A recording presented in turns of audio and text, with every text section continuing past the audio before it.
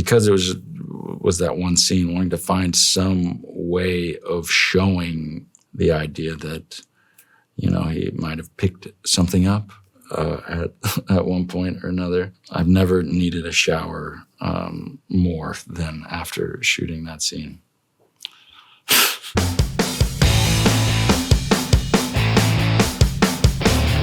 Breaking Bad. Sir? Sir? Yes? There's a nanny cam in the living room clock. I disabled it. I just thought you should know. What's your name? Todd, sir. Breaking Bad came along in a kind of creative dry spell. There was a short breakdown of who Todd was. Looks innocent and innocuous enough, but he's got something to hide. I went and did the audition and was honestly just happy and didn't even really care because it was fun. I think that was the only time I read.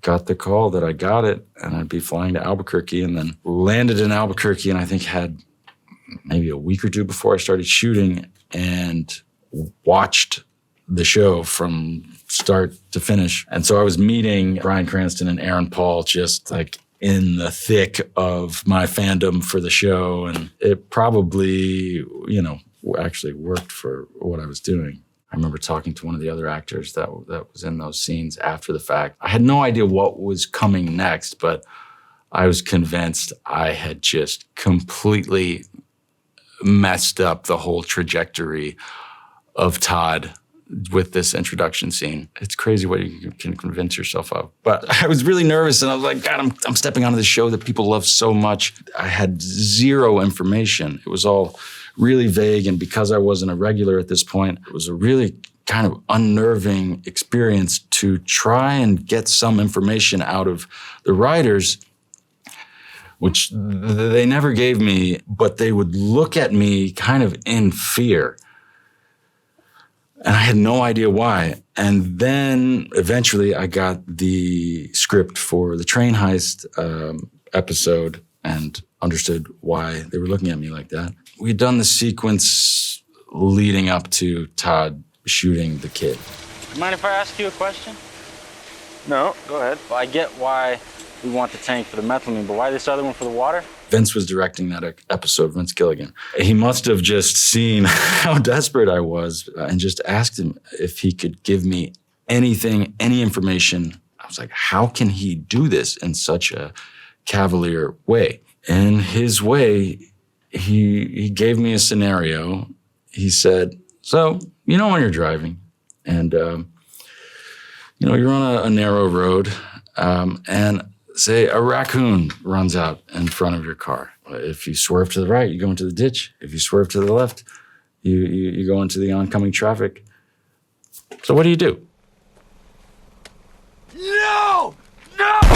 That was it. That was truly the foundation for Todd for that first season. Eventually, once I had kind of settled into it and took that little scenario as much as I could, it became a lot of fun because it was kind of all instincts, and it seems like such a simple story, but actually was exactly kind of, it was all I really needed to hear in that moment. Dark, but very helpful. Game night. Any plans for this evening? No. Perhaps a game night? We're just gonna stay in, just the two of us. Mm-hmm. Boring. I see. I do hope you keep me in mind for any future game nights. I remember reading the script, and I only made it to Gary's first scene before I called my agent and said I would do it. I was like, I don't care. I don't care where it goes. I want to play this part. There was just something that seemed like such a unique opportunity to play a character in kind of a throwback big studio comedy that was just in a different movie entirely. In the stage direction, when Gary's introduced, in that first version of the script, they had some comment describing him as having some sort of Michael Shannon intensity. You know, I'm not saying that it was the same as with Landry, but there was just sort of a knee jerk. It was like, I think I got it. You know, I think I know this guy. And there was just so much room for to play around and just like revel in the uncomfortableness and making people uncomfortable. I was like, yeah, this sounds like a lot of fun. But at the core of it, he was just the loneliest man in the world that just desperately wanted friends. 3 bags of Tostito scoops, I notice.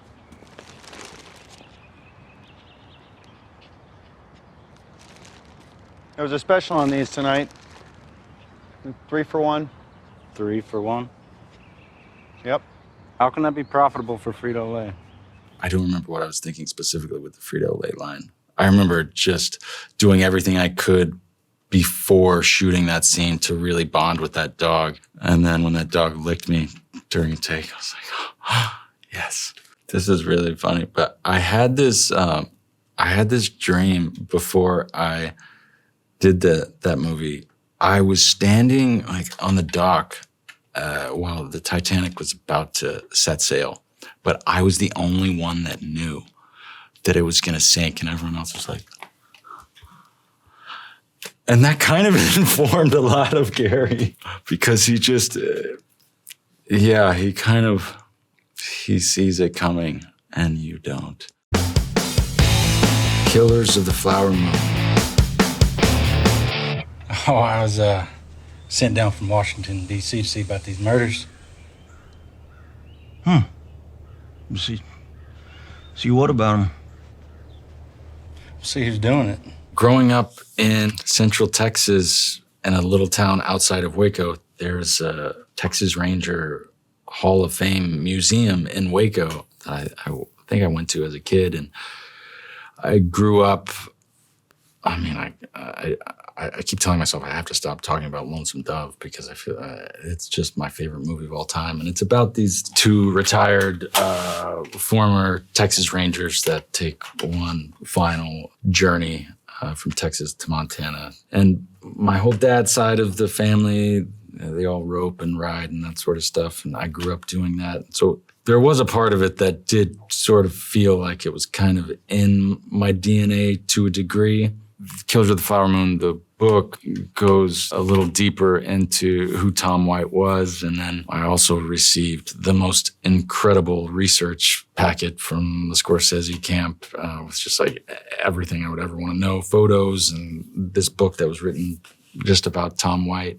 I guess the thing that I sort of had to confront in that part was my own kind of mythologizing about Texas Rangers, because Tom White was kind of the exception to the rule in terms of the Texas Rangers. You know, the lore in the South, which most of them sort of started themselves, you know, they're the good guys.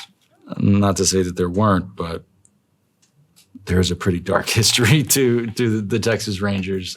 I read like a complete history of the Texas Rangers, and really the effect that it had on me was it just made me admire him that much more to have been a part of this, you know, group and to have had such strong morals in that time. Not that he didn't have his faults, but he was a very morally driven man, truly, you know, a servant of justice. And then to get to shoot in Oklahoma and to get to meet the Osage, who were all so incredibly welcoming, and to have the privilege to kind of like witness all of them and the sort of catharsis that came with the movie being made, it was just really, really special.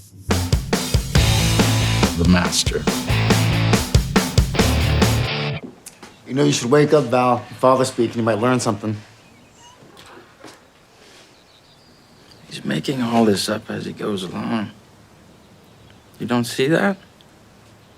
I can sleep and wake up and not have missed one thing. I got the call that Paul wanted to meet and went up to his house. And, we discussed all the different potential ways the character could go. I think he was still working on the script. I don't think the movie was fully financed at that point. And then I think I went and did Battleship, which is like a great double feature. And then, The Master was all of a sudden happening, and we had all this amazing conversation maybe a year or so before.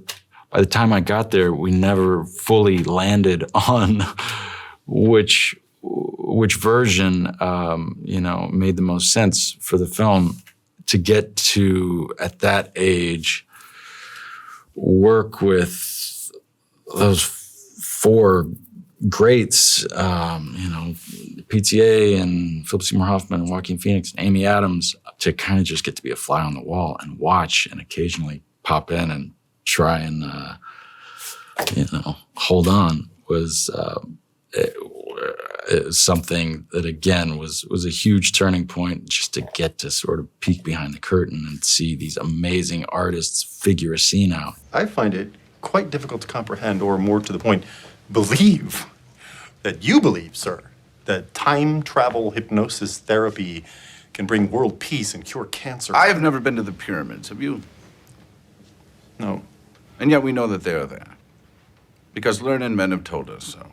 Philip Seymour Hoffman and Paul had known each other for a long time at that point. And there's a scene where it's like a fundraising event, and it's the first time that someone speaks out against the Master. We had been shooting this scene for a long time, all morning. And, there was a big monologue, high intensity. Paul likes to do a lot of takes, which I enjoy. But then, you reach a point of exhaustion, and you're sort of at a loss, and then you move through that. We were approaching lunch, and everyone was kind of tired, and just sitting there watching the show, And I see Paul go up to Hoffman in between takes, and he's just looking at his forehead, and he sees this little piece of hair, and he just goes, and he just plucks it off of his forehead. And Hoffman was like, "What the fuck?"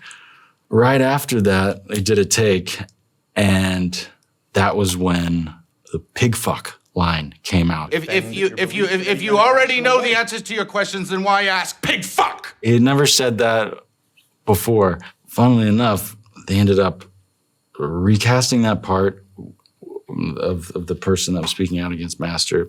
Chose a different location. We shot it again, but pig fuck remained. That's kind of what I think about when I think about that movie. Just getting to witness that, firsthand was crazy. Civil War. Those two guys over there, they're my colleagues.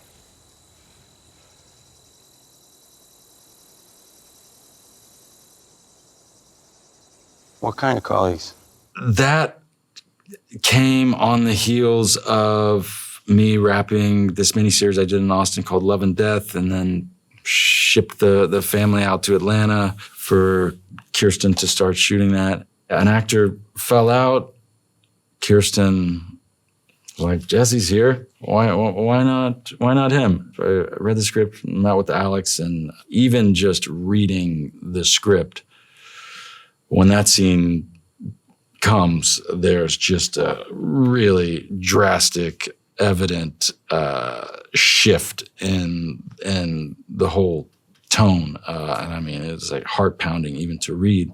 And so it felt like I knew I wanted to do it, to get to, be in another film with Kirsten where she was the lead. And again, I had a conversation with Alex where we talked a lot about different moments in history where, horrific massacres like this had taken place. We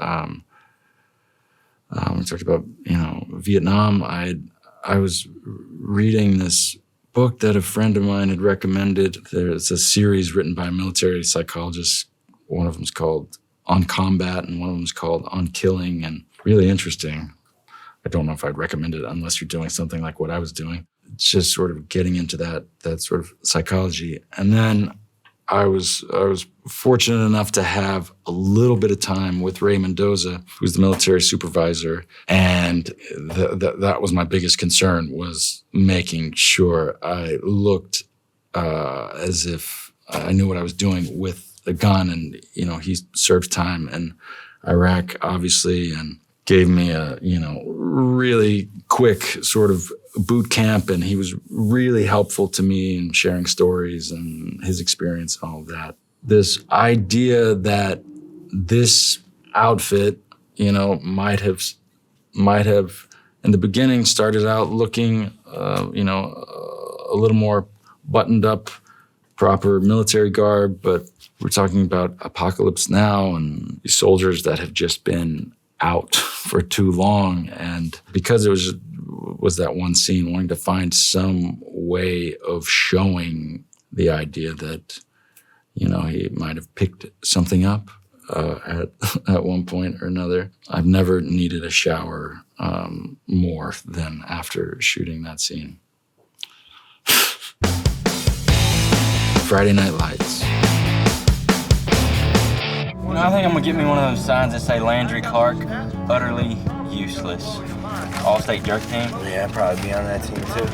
When I was, I guess, a couple of years into, my just transitioning out of like child actor, going through the awkward phase as every teenager does, and kind of not really knowing where I would fit or what kind of parts I might be playing, and then became the token, like, troubled kid on all the procedural shows like Judging Amy and Cold Case. Again, the redhead that was up to no good. I had done an episode of Grey's Anatomy, met the amazing casting director for that, Linda Lowy, and it was, I guess, maybe a year and a half later or so that I got called in to read for Friday Night Lights. Being from Texas, I'm pretty protective of all things having to do with Texas or even just Southerners, because, with anything, it's tricky to get it right and to not turn, the characters into caricatures. But I went in and I initially read for Matt Saracen.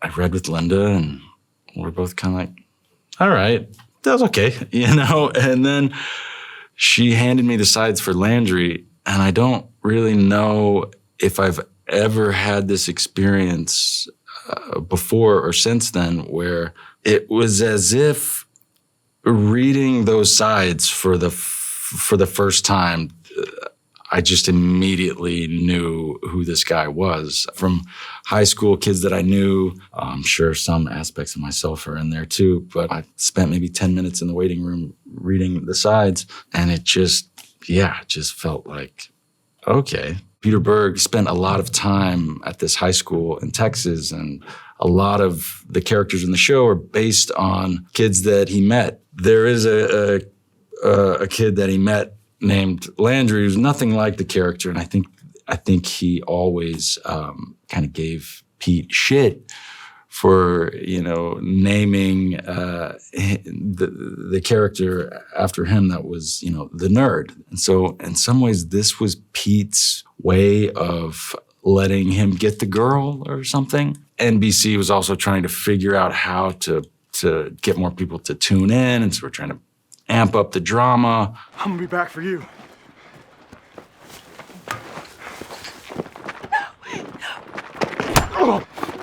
When I first got those scripts, I was really shocked, for one, but also excited at the challenge, because it's a show that was sort of known for its realism, and so to try and pull off a storyline that was a little more dramatic and out there was also a fun challenge. Once it had all been resolved and Landry magically got off, I was begging Jeffrey Reiner, who's one of the producers on the show. I was like, can't we just have a moment in the hallway where we cross paths and look at each other or something, to let you know that Landry killed a guy and he's going to be carrying this with him for the rest of his life. I was like, no. We just moved right along. Fargo. Just, I just love you, Zal. So much. And come on, our kids would be amazing. I hadn't seen the first season of Fargo. My amazing agent and friend, Brandy, had and was freaking out. So I was like, okay, I'll watch it. Watched it, was blown away because my initial thought was, this seems like a really bad idea to make a show based on Coen Brothers' existing film, for them not to be directing it. And then I watched the show and I was like, had no idea how Noah pulled it off. I thought the writing was amazing and the casting, and he really captured the spirit of their little universe. One of the things he told me, I might have even been written in the script, and I think at that point we only had 2 episodes or so. So he was like, if Ed was a part of the animal kingdom, he would be a cow. I was like, could you explain that further? It's like, he just wants a nice field to graze in, and what he wants is very simple.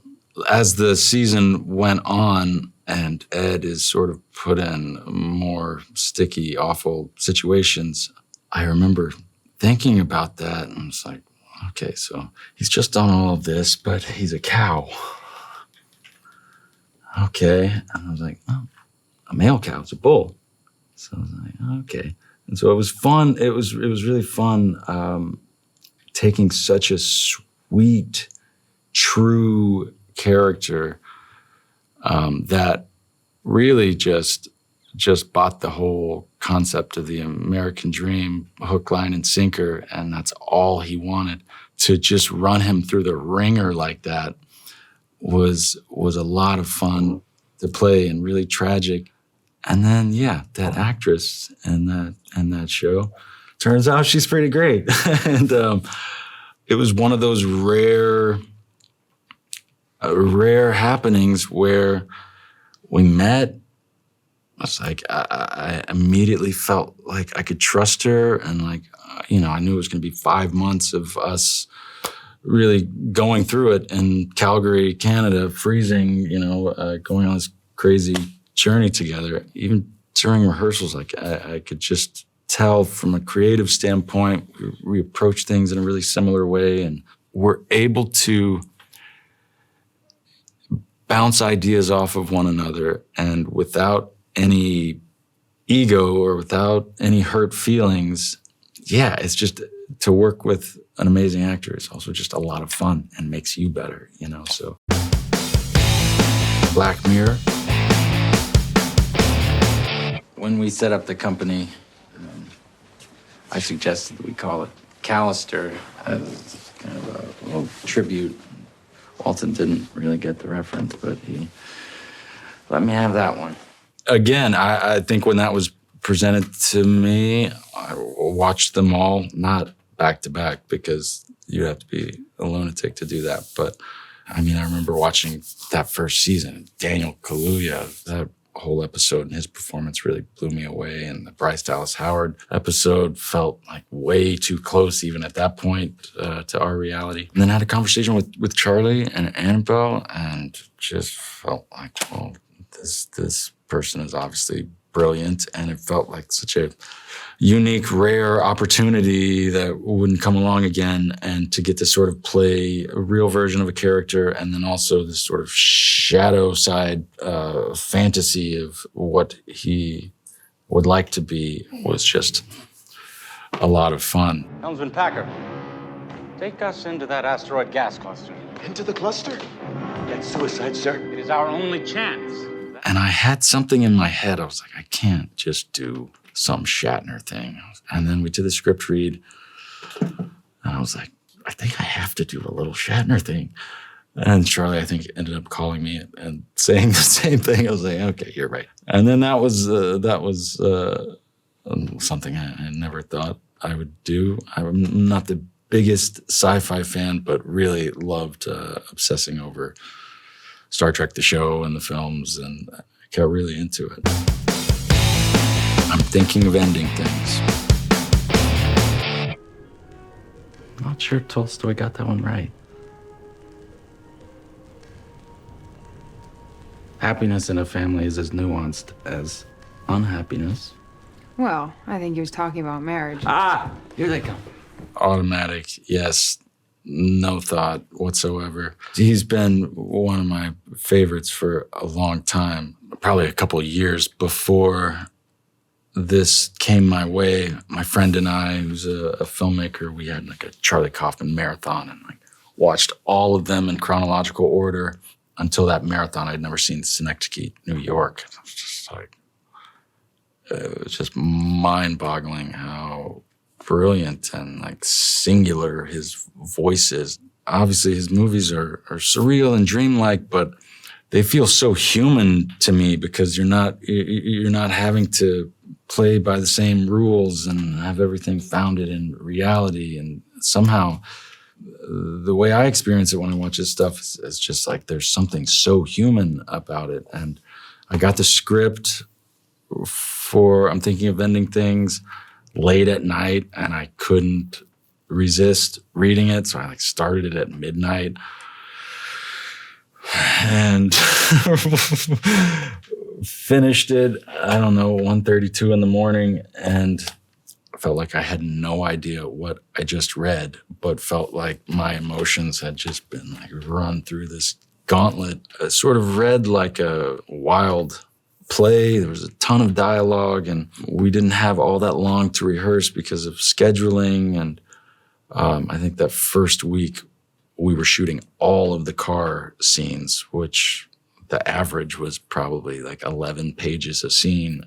You know, leading up to starting shooting, we were all feeling pretty lost, trying to get some sort of direct answer from Charlie or anything to sort of help us understand what this thing was supposed to be. And we had a dinner like maybe a few days before we were supposed to start.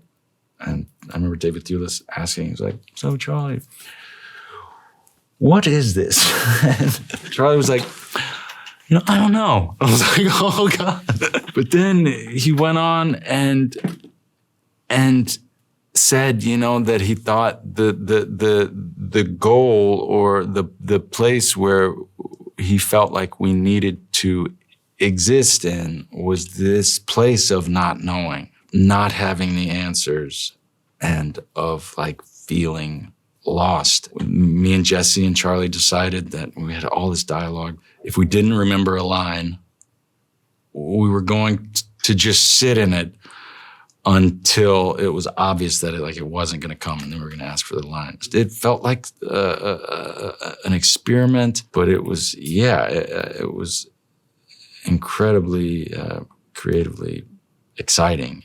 I just love Charlie so much. He's obviously ridiculously brilliant, but just has such a kind, big heart and is like in the fight with you fully, you know. Power of the Dog. What you said about her boy tonight, Phil, made her cry. She had her ear to the door. She was crying, Phil. The hell? We had a couple weeks of rehearsals before we got started. You know, each director, if they do prioritize rehearsing, they approach it a little differently. And I think the first thing Benedict and I did was dance to an Elliott Smith song, Waltz number 2, maybe. I think she wanted to kind of establish this dynamic in a physical way first. And so he was leading me and I was having to follow. And And then she organized this hike for us as well. It was sort of pretty thorough, the instructions, and we did most of it, not all of it. It's kind of a constant discovery, kind of finding more with each scene you're shooting. It was just really helpful having that time. And the book too. There was so much in the book to draw from as well. I really can't dance. You're dancing. Here, this foot forward. Jesse and I on the mountaintop was like gorgeous surroundings. I was blown away. But I'm not gonna lie, I felt so dorky doing that scene because it's like we have our tea and meanwhile we have like a child together. Or did you feel like it was awkward? No. Maybe I'm just more comfortable in awkward situations. I don't know. No, I was taken by how beautiful the location was. And I mean, yeah, the scene in relation to me and Kirsten, it's a completely different time, completely different character. So it is a little cheesy, but it was a beautiful script and beautiful setting. And it was amazing. Like Mike? I've been thinking. You've been thinking?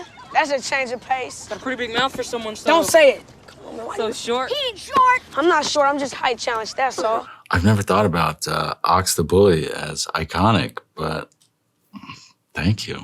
I was about 12 years old. At that point, I had been acting for quite a long time. Was working some in Texas and in LA. I'd had some really fun opportunities. And I had also was kind of, I guess, the red hair. I was kind of token bully number 1 through 4. It was sort of the pinnacle of my bully career at that point. The adult actors in that were all amazing. Eugene Levy and Crispin Glover. But then to get to shoot at the Forum and to get to meet all the NBA players and at lunch to get to, play basketball on the floor of the Forum was just crazy. And then there was a motorized scooter sequence that was just like, a dream for a kid. One moment I remember from Like Mike, it was a day when we had a ton of extras at the Forum. And this was the height of Bow Wow's, fame. I don't remember who it was. Maybe it was an AD or something.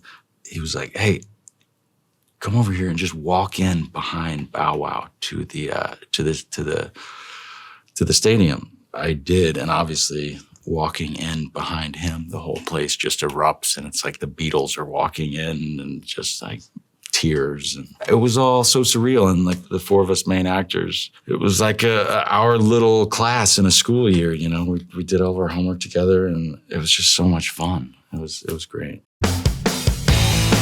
Bugonia. Welcome to the headquarters of the human resistance. Where's my hair? Your hair has been destroyed to prevent you from contacting your ship. What ship? Your mothership? So, Bugonia, where to start?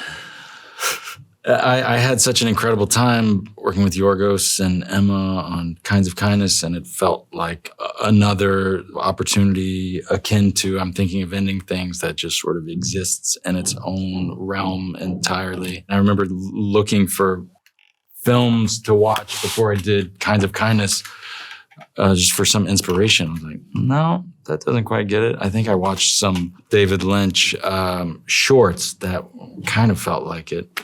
And then so to get the opportunity to work with them again on Bugonia was a surprise, and one that I was very excited about. The character felt like someone that I think exists. And although it's, sort of fantastical, it wasn't until a year later. And the first time I read it, I remember laughing out loud, like, ha, ha, ha. So funny. And then the second time I read the script, I did not at all. I was like, what? Did I change? Did the script change? It was a totally different experience. I loved it just as much, but it was very different. And maybe it was like the reality setting in of like, okay, you're going to now go be Teddy. And all he goes through in that film, I mean, the third act is some of the craziest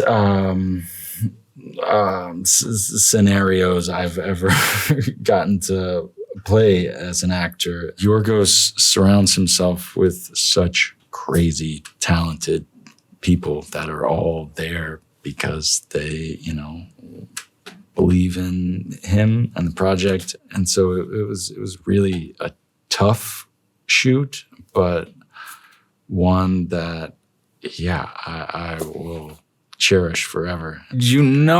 Signing on to it, what's coming. And then, there are waves of having to, prepare yourself for all of that. Yeah, it was just, I'm gonna have to figure out how to talk about this movie because it was hard, but it was so much fun.